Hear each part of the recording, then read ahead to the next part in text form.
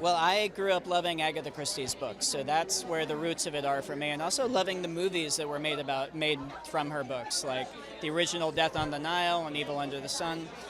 But Agatha Christie was writing these characters, these very vibrant characters, back in the 30s and onward, and they were current back then. I wanted to do one where we take types from modern day America, also applies to Canada, and types that we're going to recognize a little bit more, and put them into this kind of story and see how it floats.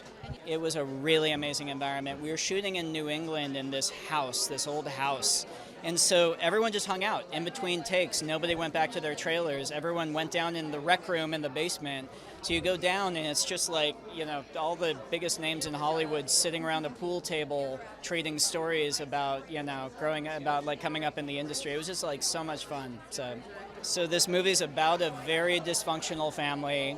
And I, like many people, will be spending Thanksgiving with my very dysfunctional family I love dearly.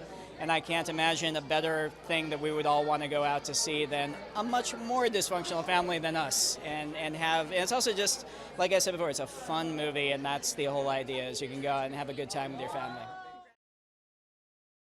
Well, Ryan is a brilliant director, but also obviously a brilliant writer.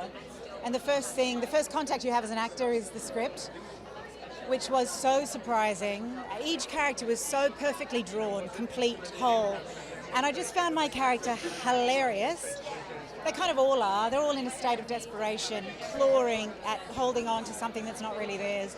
But, playing a Californian lifestyle guru was so much fun. And when I first spoke to Ryan, we FaceTimed. I was working on something else. I was in my trailer in LA, and he was already scouting in Boston, and he just said, I think you would have a lot of fun with this. And I just had to agree, and I really did.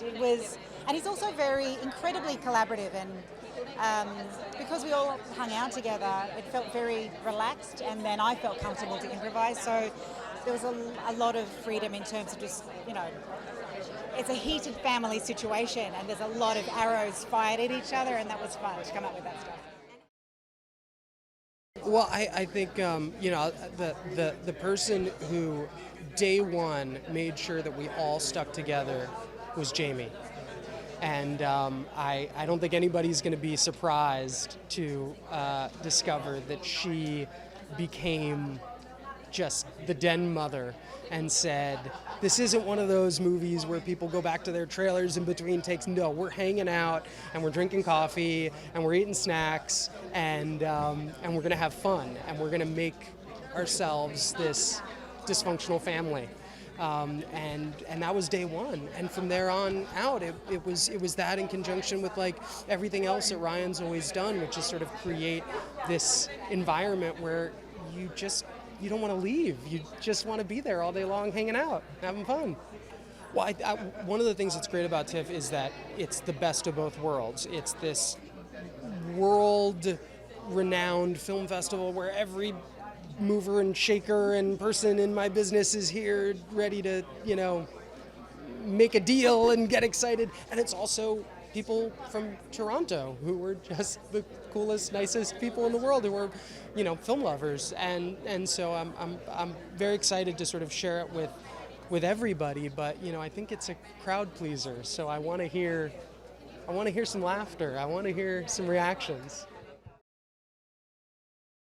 This was such a fun role to play because he's unlike anyone I personally know or that I've ever had to pretend to be. So it was really interesting playing with this character, and he's super unlikable, and he's someone that I hope to never be. But so it was really fun playing with that and being someone that you're not really allowed to be, that you shouldn't be in real life, and you can kind of indulge.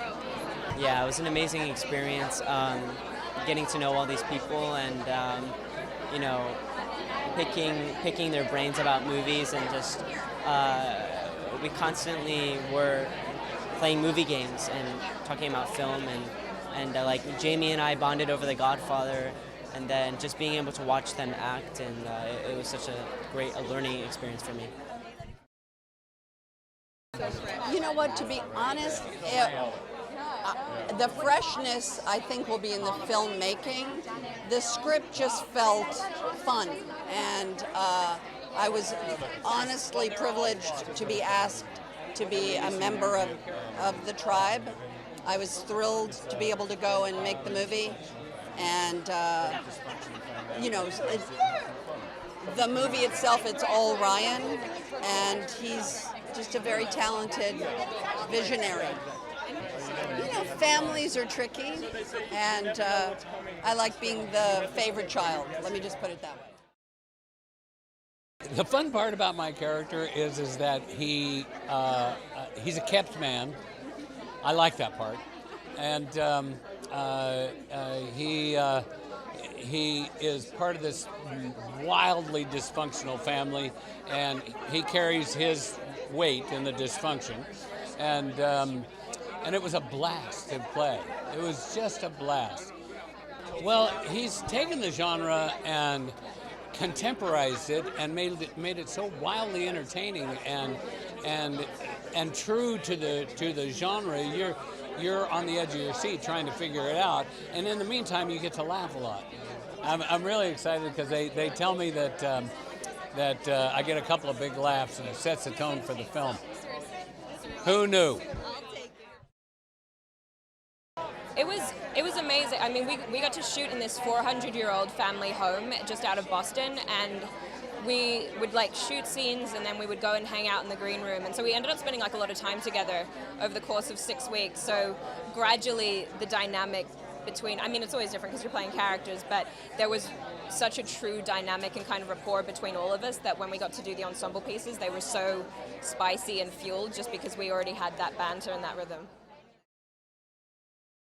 I just read it. It was funny. It was something I hadn't read something like that before, and I was just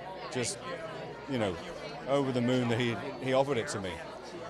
Well, just having such an amazing group of actors to work with, and everybody signing up for the tone of the movie and what it represents. So it was just one of those sort of bit of lightning in a bottle situations. I think that's the most attractive thing about the movie is his talent as a stylish writer. His great sort of class, and he understands. He's got that wonderful black humor, which goes right through the film, which I love, of course. Well, yes, he was a sort of fascinating old curmudgeon, which I like to play, and there are many levels in the writing that help him that make him versatile. And I don't die on screen, I die off screen, which I insist is in all my contracts. Well, it was the script. It was so beautifully written. The dialogue, the scenes, the surprises, the turns. It was very unexpected for me. And to begin with my character, I remember I got this email asking me to audition for it, and the description was like caretaker, Latina, pretty. And I was like, no way, thank you very much, but that's not what I want to do with my career right now. And they kept insisting and insisting, and finally I got to read the script, and I realized how much I was about to, lose. And it just made me see that, that description didn't make justice at all to the character, because it was such a beautiful part to play. It was such a strong lead, and it was, I couldn't say no to that. And I was dying to work with Ryan and everybody in the cast. It was just, it was such an incredible opportunity. Well, Ryan's a fantastic director. I mean, that's half the battle when you're picking a script. It's not so much about what's on the page. It's more about who's actually the quarterback. And Ryan is a proven talent, so any opportunity to work with someone of his caliber, you got to jump at it. FuturePreviews.com. Whoa! Go behind the scenes of movies. Subscribe to Future Flicks YouTube channel.